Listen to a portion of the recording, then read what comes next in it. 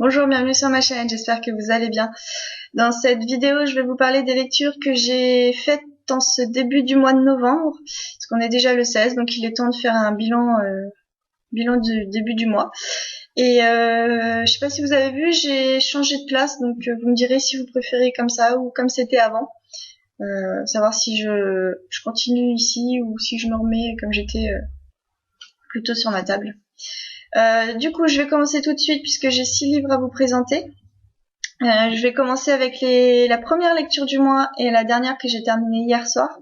Il s'agit du tome 2 et du tome 3 de Charlotte Davidson de Darynda Jones.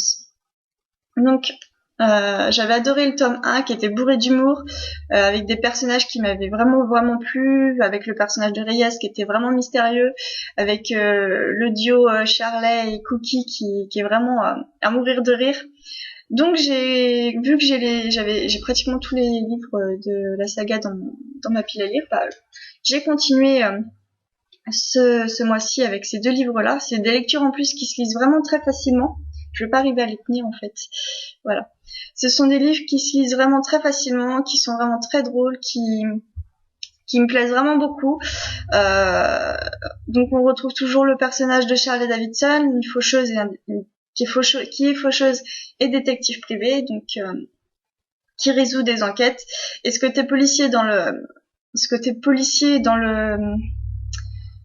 roman, franchement, c'est quelque chose qui me plaît beaucoup, puisque déjà moi j'aime beaucoup les romans policiers. Et ça permet vraiment d'avoir un but dans ce roman.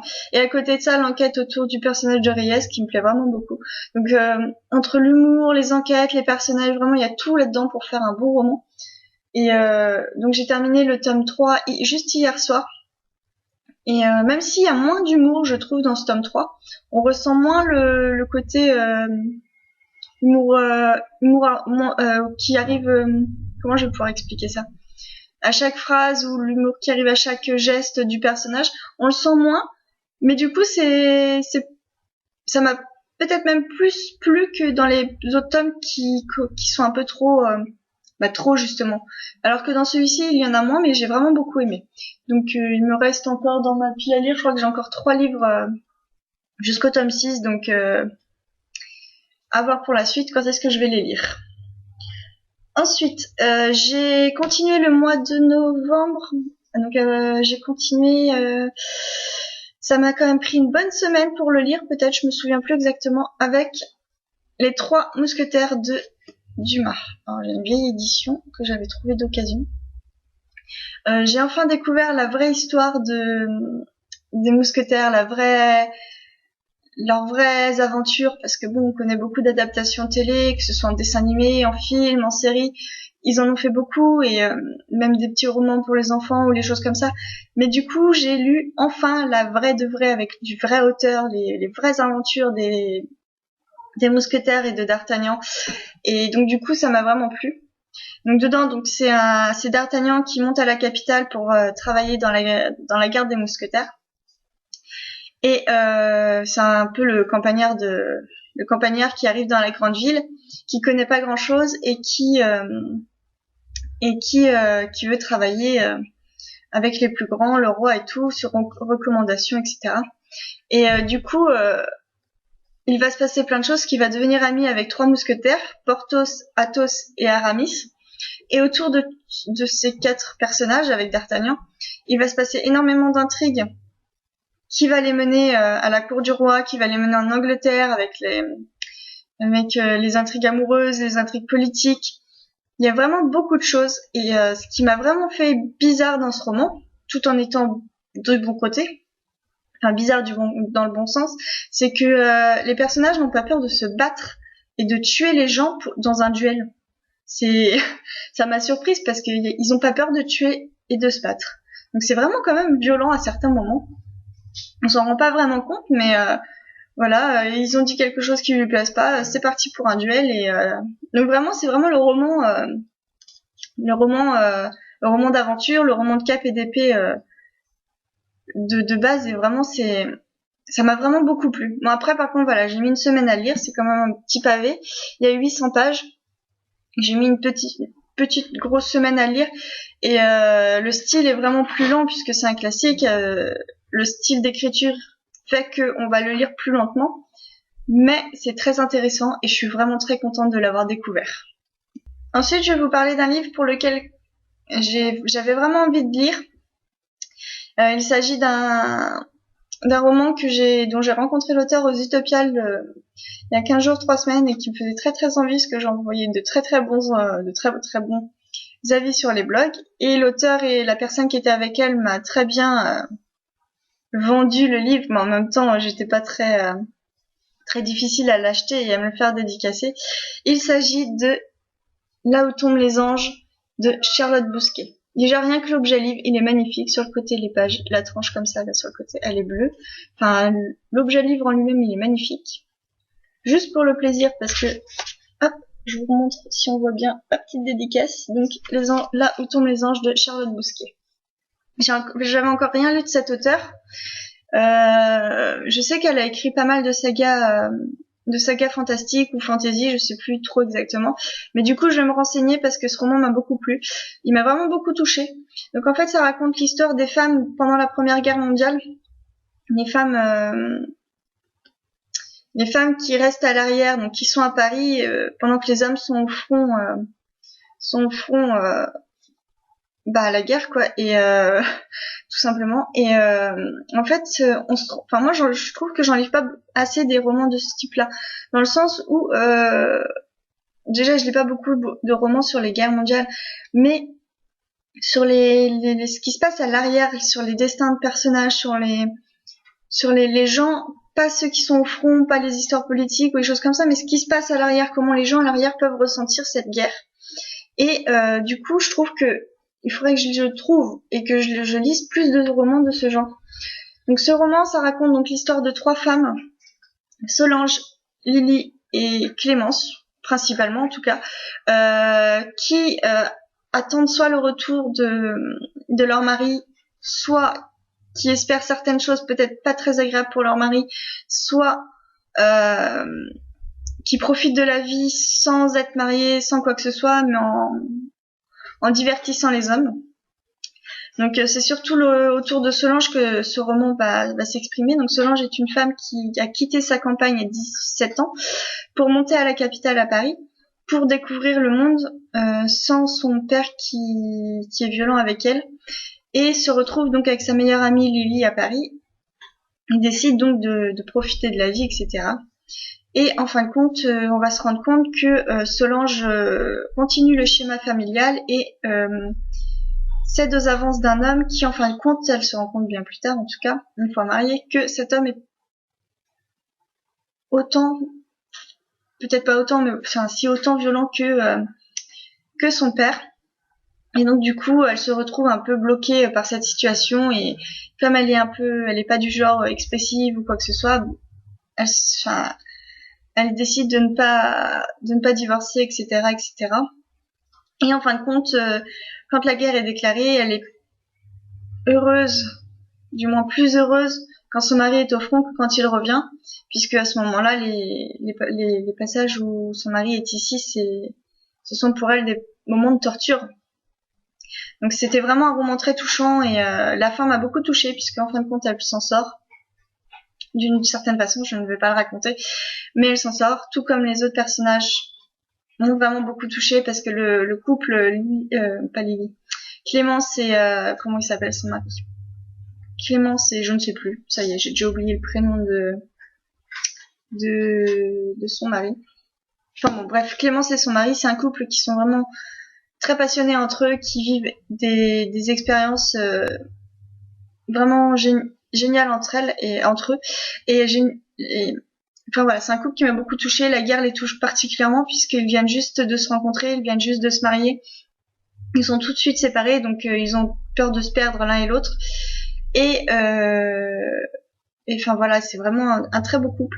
Et enfin, à côté de ça, il y a Lily qui n'a pas envie de se marier, qui n'a pas envie de vivre une vie à attendre quelqu'un, etc. Elle a plutôt envie de divertir ces hommes qui sont partis au front. Et en fait, elle est danseuse dans les cabarets ou des choses comme ça. Et Et c'est vraiment pareil, c'est un destin de cette femme-là qui est vraiment très touchant, et la fin m'a vraiment touchée par rapport à ce qui se passe pour elle, c'est vraiment triste. Et enfin voilà, si vous aimez ce genre de roman, de destin de personnage, oui, je parle tout le temps de destin de personnage, mais de vie de personnage, telle ou telle période de notre monde, etc. Ce livre est vraiment très bien écrit, vraiment magnifique, très touchant, très émouvant, et donc du coup une très bonne lecture. Donc je le conseille. Voilà, tout simplement, c'est un roman à lire. Donc maintenant, je vais vous parler d'un roman qui au début m'a déstabilisée, et je vais vous expliquer ensuite pourquoi. Il s'agit de Constellation d'Adrien Bosc. C'est un tout petit roman de 200 pages. J'en avais beaucoup entendu parler sur les vidéos BookTube et sur les blogs, donc ça m'intriguait, j'avais envie de connaître un peu cette histoire. Donc en fait, c'est l'histoire de l'avion Constellation, un avion français qui accueillait des personnalités le jour où il a eu un accident. Et donc ce roman raconte cet accident et nous présente les personnages qui étaient à l'intérieur les personnalités en tout cas qui étaient à l'intérieur de ce roman. Il m'a déstabilisée dans le sens où Adrien Bosc a choisi de faire de son roman, en même temps je peux comprendre puisqu'il est journaliste lui-même, mais de faire comme si c'était un article de journal. Enfin, c'est comme ça que je l'ai ressenti. C'est-à-dire que pour moi, c'est pas vraiment un roman. Pour moi, j'ai plus eu la présentation de faits, la présentation des personnages, un peu de leur biographie, un peu de leur vie, mais je n'ai pas eu cette impression de roman, d'émotions véhiculées, etc. C'est vraiment une espèce de parce que 200 pages, un gros article de journal qui raconte l'expérience, qui raconte un peu comme un journal de bord ou quelque chose comme ça. Donc très intéressant. Je dis pas le contraire, c'est bien au contraire, c'était très intéressant. J'ai beaucoup aimé en apprendre puisque moi, du coup, c'était un accident que je ne connaissais pas du tout.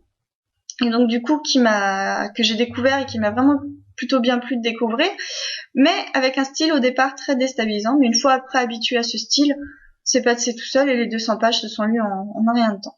Donc très sympa à découvrir si vous avez envie de découvrir l'accident d'avion. Et enfin, je vais vous montrer le dernier livre, enfin c'est pas le dernier livre que j'ai lu, puisque je vous l'ai présenté au tout début, mais un des derniers livres donc que j'ai lu. Il s'agit du tome 3 de la saga Les filles au chocolat, cœur mandarine, de Cathy Cassidy.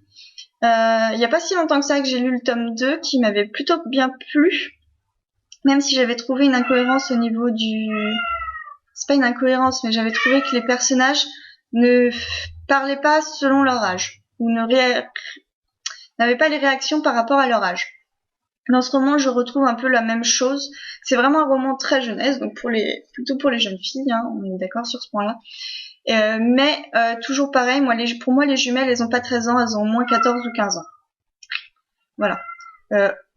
Chérie a plutôt le même âge que les jumelles et Honey a plus dans les 16-17 ans. Ouais, je dirais 16-17 ans. Donc voilà, j'ai un décalage par rapport aux personnages et leur âge qui sont annoncés dans les romans. Mais en dehors de ça, c'est vraiment pas grand-chose. Le style est très facile à lire, très léger, ça fait du bien de lire des romans comme ça. Et pourtant, celui-ci touche un sujet qui est très touchant. Il touche l'anorexie, la maladie de l'anorexie. Et du coup, il est encore plus touchant que les 2 premiers que j'ai lus. Et il doit, pour l'instant, sur les 3, il fait partie de mes 3 préférés. Et j'ai vraiment été touchée par le personnage de Summer qui veut tout faire pour arriver à son rêve et qui, en fin de compte, se détruit la santé pour pouvoir le réaliser.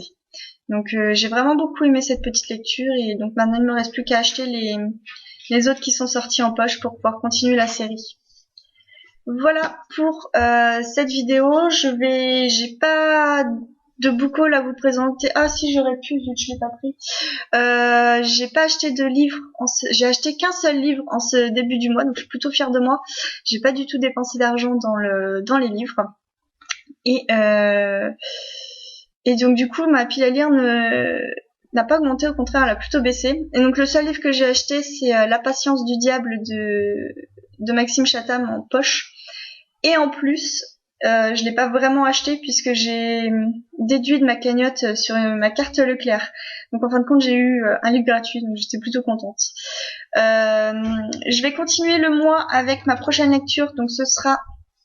oh, on voit pas le titre, Sa vie dans les yeux d'une poupée d'Ingrid Desjours. Donc ce sera une lecture commune qui normalement avait commencé hier.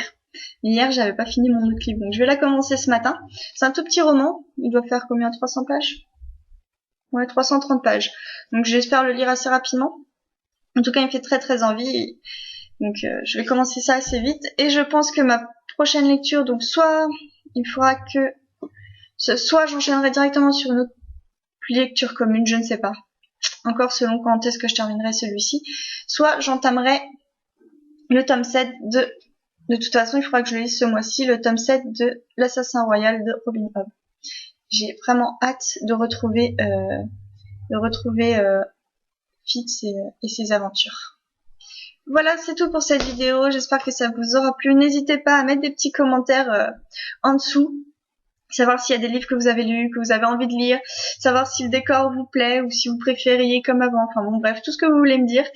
Et je vous dis à très bientôt pour une prochaine vidéo. Bye bye!